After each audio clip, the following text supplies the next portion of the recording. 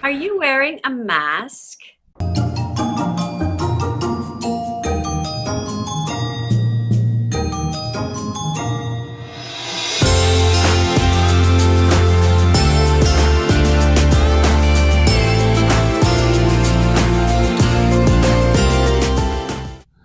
Welcome to this episode of Choose, where an actor And a therapist, pull up a couch on the stage of life. and help you use your power of choice to navigate the masks that we wear. Or don't wear. I'm Cindy Barlow, the actor, And I'm Wendy Rawlings, the therapist. and our mission is to remind you that you can't choose your challenges, but You can choose your response. in every episode of Choose, we're about solutions. Therefore, we're going to give you at least one tool to help you choose your response, and we'll be doing this at the end of this video.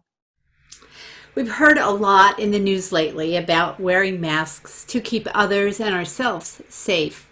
And I've noticed a trend in my neck of the woods about masks.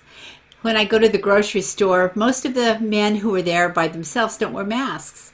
And most of the teenagers who are there by themselves don't wear masks. Most of the women, well, mostly all of the women wear masks. Very few don't. And when you've got couples, they're both wearing masks. I've kind of thought of it like condoms for your face. The patterns seem to be the same. I love the idea of condoms for your face. So anyway, this video isn't about whether or not you should or shouldn't wear a mask. We're not having that debate. Our purpose is to look at the unidentified issues with mask wearing and how it covers up expressions and reactions. And this video actually came about because early on, when some people were wearing masks and others weren't wearing masks at the very beginning of the COVID, I went out for a walk one day, and there were people with masks and people without masks. I didn't have a mask on that day, and I saw a couple, a woman with a mask and a man without a mask. So your theories, My theory is it's true. But what was really interesting was I looked at the man and I smiled, and he smiled back, but there was such relief in his eyes. And then it reminded me of this video that I had just watched that Wendy's going to talk about in just a second, where a mother and a child are interacting happily, and then suddenly she's not interacting with her child, and she has a straight face, and the child is really having a really super difficult time with that. And so I contacted Wendy and I said, we've got to do something about this, because these masks are going to be creating some kind of PTSD or something eventually with us. So anyway, that was the seed of the inciting incident, shall we say, of this video. Right. So we're going to talk a little bit about the neurology and the physiology of attachment, because masks take away a big factor in how we attach, which is our expression. From here down, it takes away a big factor. So to understand attachment, I want to talk about two things. The first one is the fact that we are wired to connect with each other. Babies can't survive on their own without a connection with a caregiver.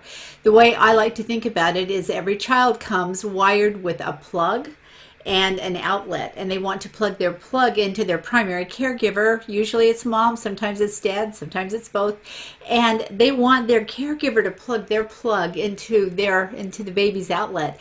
And when you've got that two-way connection going, that's called a secure attachment. And a lot of times that attachment is done through touch, it's done through facial expression, it's done through voice contact. And the other interesting study that just came out from Japan is what is a good hug. And to measure a good hug, they had caregivers hug their children, and they had them hug them lightly, medium, and heavy. And they used sensors in the hugger's hands, and then they took the baby's heart rate and also the heart rate of the person hugging the baby. What they found is that medium pressure was the best, but the baby loved it. The baby responded, the heart rate would calm down. But the interesting part is, in a 20-second hug, the caregiver's heart rate also responded. So it was a two-way attachment. Our body creates chemicals that are there to bond us after the birth of a child, but they didn't even measure the chemicals because they hadn't had time to get produced enough to measure. That's So we need oxytocin, right? Is that the it's chemical? oxytocin, correct. So it's that two-way attachment. We need attachment. So the mask wearing is going to create some problems there, as you can imagine. Yeah, it does. And, one of the things I was telling Wendy about when we were talking about this was the story of there was a time where I was working about 1,000 jobs. As an actor, you end up working lots of different jobs. So I was at different universities. I was all over the place. And seriously, I must have been on the subway almost half of that time, probably working like 70 hours a week. And I just was going to work and sleeping, going to work and sleeping. And I was starting to get depressed about it. And I remember even crying myself to sleep. And this one day in Boston, we have the red line and the green line. And I was sitting on the green line, getting ready to go onto the red line. And I got off, and there's this pathway that you have to walk down that's about a half a mile. And I saw this woman, tall, blonde woman, never had seen her before. And she just looked at me and she smiled. Nothing more. It was 2 seconds, smile, and we just passed each other. And in that one moment, everything that was going on inside me just melted. And I just started to cry. And I just went, thank you. I needed that. I needed that smile. And it felt like finally just somebody like acknowledged She me. saw me. Yeah. Saw me. And I don't even know if she even realized what she was doing. But that's how powerful a smile was. It took me out of that depressive state in that moment. Awesome. Awesome. So we have a video that we want to show you that illustrates this as perfectly as anything else can. And this is the video that I was telling you about earlier, that I saw earlier, and Wendy knew about this video when I told her about it. It's Yeah. called the Still Face Experiment, right? Right, by Edward Tronick from Boston. And I'm gonna let me just really quickly, I will put it on the screen, and Wendy's gonna tell us all about it.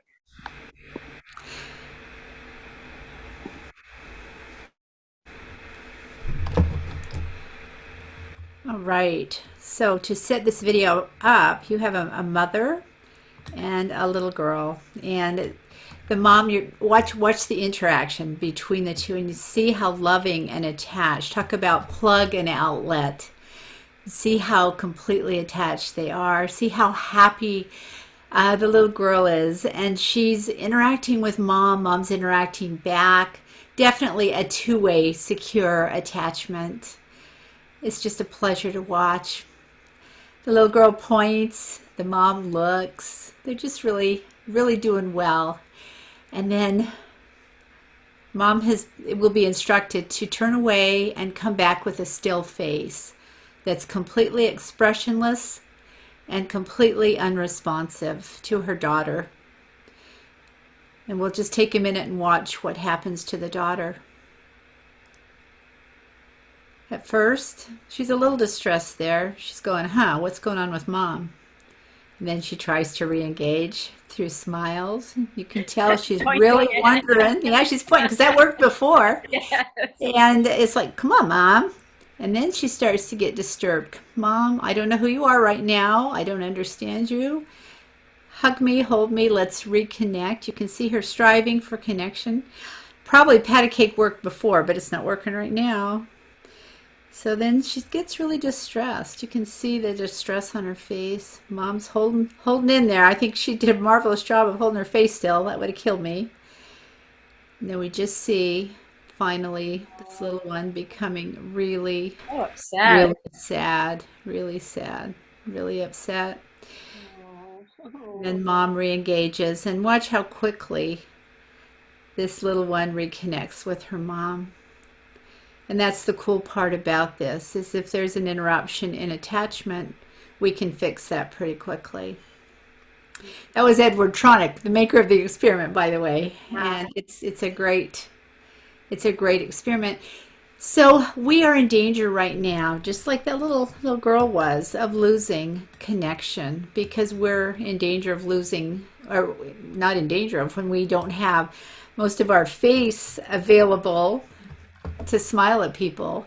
We have a hard time connecting. I have a friend who's a doctor at one of the COVID centers here in the Seattle area, and I she wears a mask all day long. And I said to her, "How in the world do you communicate concern to your patients?" And she said, "The first 2 weeks, I would come home and my eye muscles were so sore." And I thought, wow, she's a good doctor. She's doing it right. She's showing through her eyes, she's connecting through her eyes, showing compassion and connection.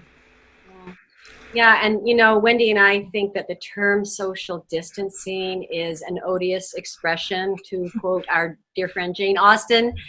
As human beings, that we need to be able to connect to be healthy, as we just saw. And so Wendy and I prefer a more positive label like social connection with physical distancing.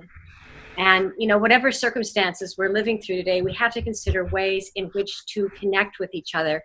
As we saw in the video, the lack of connection does create anxiety and depression, and this can even lead to addiction and even much worse. I was at my chiropractor's office a couple of days ago, and he told me that 4 of his patients had committed suicide over the COVID situation.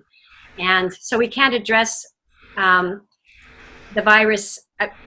We have to address the virus of the mind as well as the virus of the body. And I think, the virus of the mind can be far more contagious and will affect more people than the virus itself. So one way we can address this is to find some very positive ways to consciously connect to other people and to have social connection while physically distancing. And Wendy is going to give us a tool on how to do this while we're wearing our masks. Correct.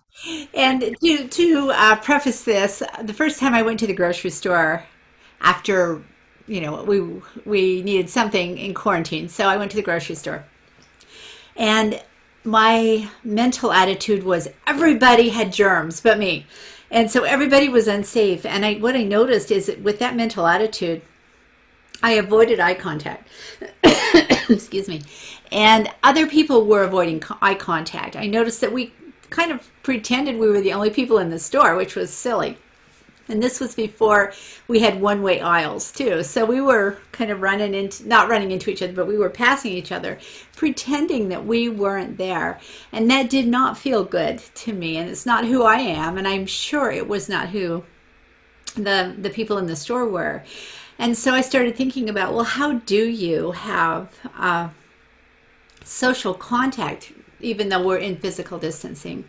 And it occurred to me that there's a visualization that we can do that kind of brings everyone together at a physically safe distance. And so I want to do this visualization with you, but also remembering that if we're in our homes, we want to have social contact, we can always text, email, phone call, all the ways, those are still open to us. And some of us are doing that even more than we used to because we do miss each other. And it is really important. I wonder, with those people that Cindy talked about that suicided, if they had had more of the social contact, if they maybe would have turned out differently. I don't know. It's hard to say. I wouldn't want to predict that. But it does help to have social contact, even though we have to be physically distanced. So what I'd like us to do is just lean back in whatever chair, couch, bed, wherever you are, and just take a few minutes just to relax and take some nice deep breaths. And if you want to close your eyes, you can close your eyes.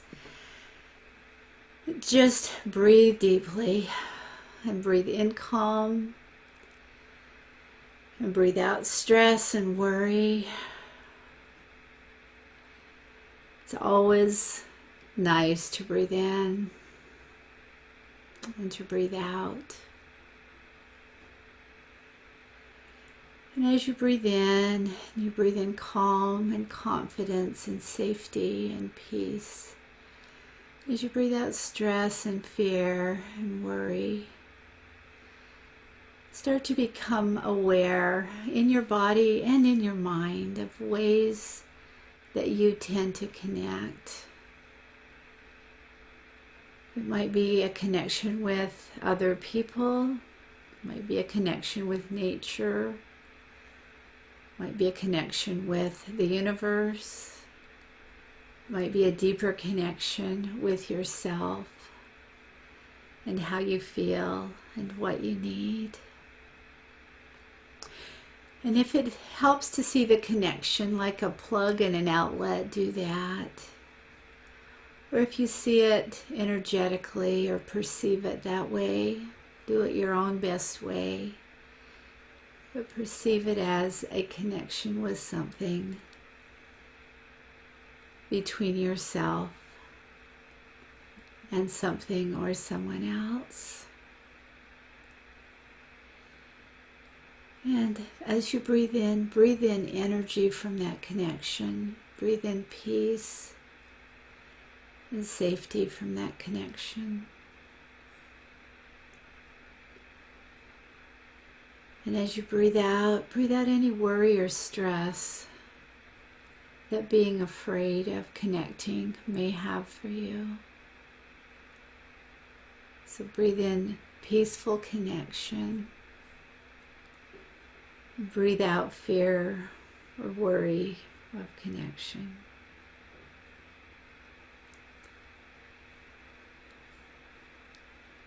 And notice how that feels to you and where in your body and in your mind you're feeling that piece of connection.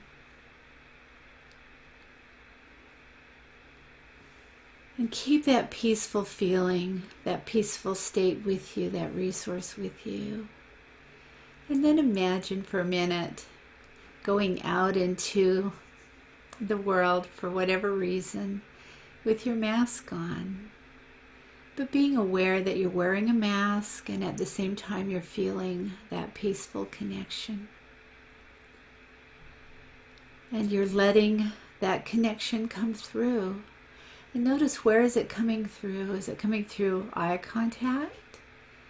Is it coming through in a wave or in a little gesture that lets people know you've seen them? Is it coming through in a nod? Or maybe a word of thanks from under your mask? Just notice where that feeling of connection that creates the need to connect and the connection with outside yourself, where that's coming from. And just see yourself doing that, perceive that in your own best way. And whether that person connects back isn't the important thing. The important thing is that you put out the connection. And then notice how that made you feel.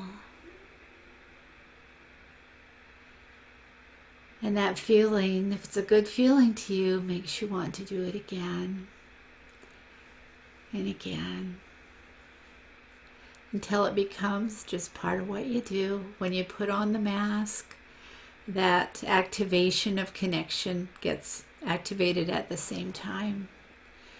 Just let those two associate together. I put on the mask and my place of activation to connect turns on. And just perceive that in your own best way. Let yourself breathe in the energy of that, the feeling of that, the vision of that for yourself. And let it go deeply inside you, to that place where your truth lives.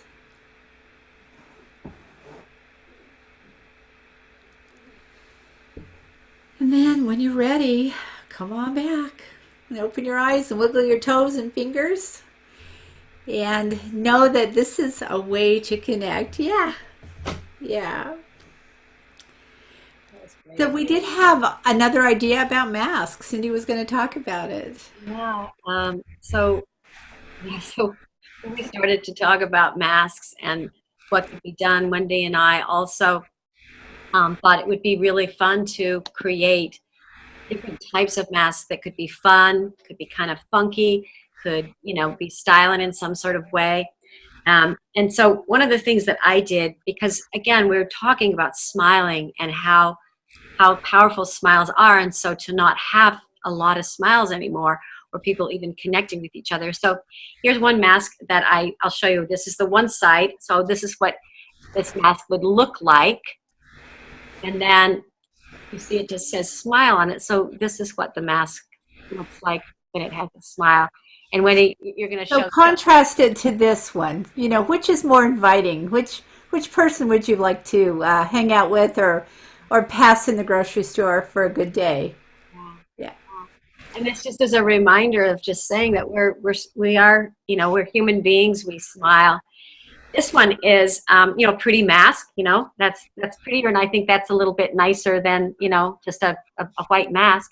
But you can just remind people, with this smile. You can just put something on your mask like this. So you can doll it up anyway. And then my son came up with one. He said, "Mom, just put your picture on it."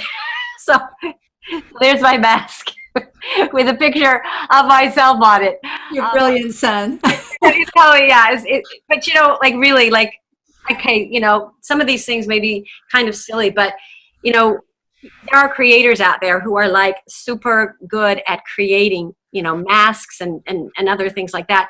So Wendy and I would just like to put a challenge out there to people to create some masks that help us connect with each other, to create some kind of masks that have some kind of fun and artistic flair to them, so that it's not something that just looks and feels like this, which basically reminds us of a hospital or, something that's dangerous, this is a little bit better, just at least to see a face there.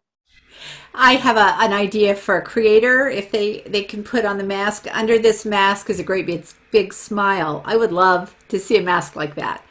Yeah. And, as far as your son's idea, I think if you wanted to put a picture of a better looking person, maybe that would work too. choose who you want to be that day. Yeah. This is what I really want to look like. Yeah, that's right. That's right. Anything that takes the focus off of just this blankness. Right.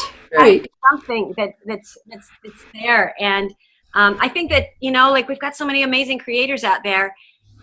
People can come up with things, and Wendy and I, we would love for you to send us any pictures of anything that you created, and we'll post them, and the next video that we have, we'll even show some of them. So so get to work. Get going. Yeah. Make us proud. We're really excited. Yeah. Yeah. Anyway, my website, if you're interested in contacting me, I do some online classes and coaching, and I have a book out that's called Playing You, A Star is Born. It's on Amazon, and you can go to my academy at www.cindyloubarlow.com. And my website is wendyrawlings.com. It has stuff on it. Go check it out. Really cool stuff on it, so definitely check it out. And until next time, remember, you can't choose your challenges, but you can choose your responses. And please do not leave this page without subscribing, because you're going to want to show back up here again in a week or so to our next, we got a really fun one planned for next time. Choose to connect with us. Yes, please do. And leave any comments down below. Please. Yeah. Or ideas for what you want to hear about. If you want to hear about something, we got an expert here. We got a really good expert here. So we got an actor here. Yeah, let's go with that. Yes. Yeah. All right. Take care, Wendy. Bye.